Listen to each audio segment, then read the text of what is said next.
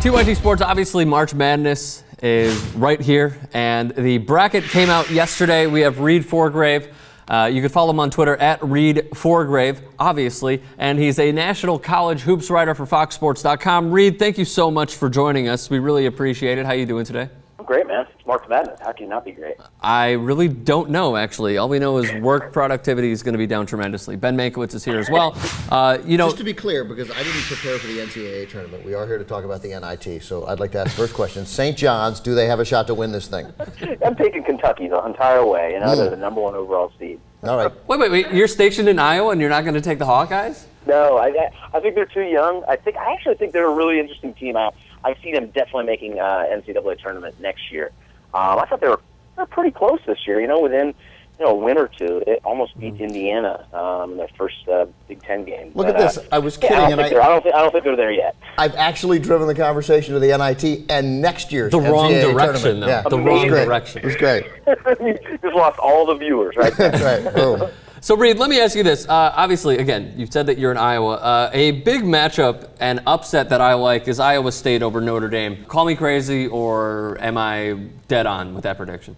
No, that's what I have in my bracket. That said, I picked Mizzou to win it all last year, so yeah, take that for what it's worth. But if that Iowa State Notre Dame game would play at Hilton Coliseum, Iowa State would win by 20 because they don't lose there unless they're got some refs on Kansas' side. If they make their shots, I think absolutely they win that game. When they get hot, that team they're one of the most fun teams to watch out there.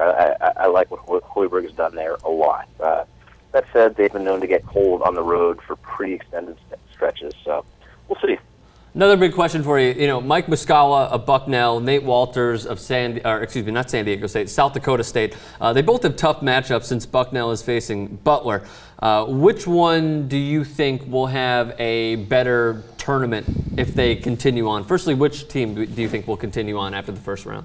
Looks like you guys are like psychic or something because you picked all of my big upsets so far. I have I think South Dakota State can beat Michigan. I actually have Bucknell going to the Sweet 16. I think Marquette is solid, but I think they're beatable as they proved last week. I think if South Dakota State can beat Michigan, obviously a big if. I love Nate Walters; he's great. Yeah. But then they got to face VCU, and I saw them play last week in Brooklyn, and boy, VCU, I would not. It just looks like such a headache of a team to play. Totally. I have them going to the Elite Eight and losing to Florida. But I like Bucknell a lot. I think it's the Butler matchup is probably a tougher matchup for them than the Marquette one. Well, you know, with VCU, I watched that game against St. Louis. I caught a few of their games this year. They are a tough pressing team. They press you for almost every single second that they're on defense. A very, very good and athletic team. But another one that is also good in the A10 is St. Louis. And, of course, they won the championship, the tournament championship over VCU. Everyone is very high on St. Louis right now. Everyone is picking them at least to go to the Sweet 16, if not Final Four.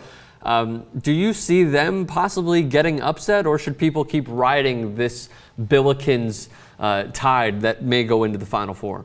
I think they should wish that they never became kind of the darling. I think they're everybody's favorite dark horse to go to the Final Four, but as we've seen again and again this year, as soon as people key in on the team, that's when that team loses. I don't know if they believe in cosmic forces at play, but I think it would have been better for them if they flew just a little bit more under the radar. They're a really solid team, though. They got 8 guys who get the most minutes, who are all juniors and seniors. They get a solid scorer in Dwayne Evans.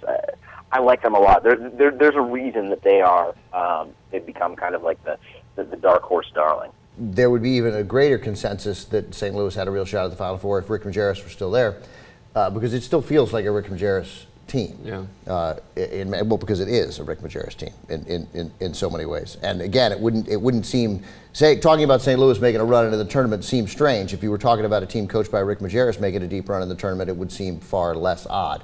And in this case, they dovetail together. I think Jim Cruz stepping in there and having them do what they've done this year after the coach dying right at the beginning of the season. I mean, he's I think a hands down Coach of the Year candidate just because of the story. He's an interesting cat.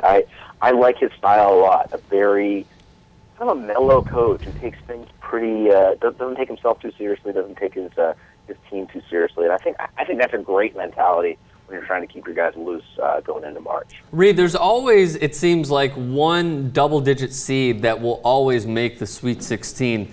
If you could give me one, a double-digit seed that could possibly make the Sweet 16 and push a lot of solid teams like a Georgetown and what have you, who would you have?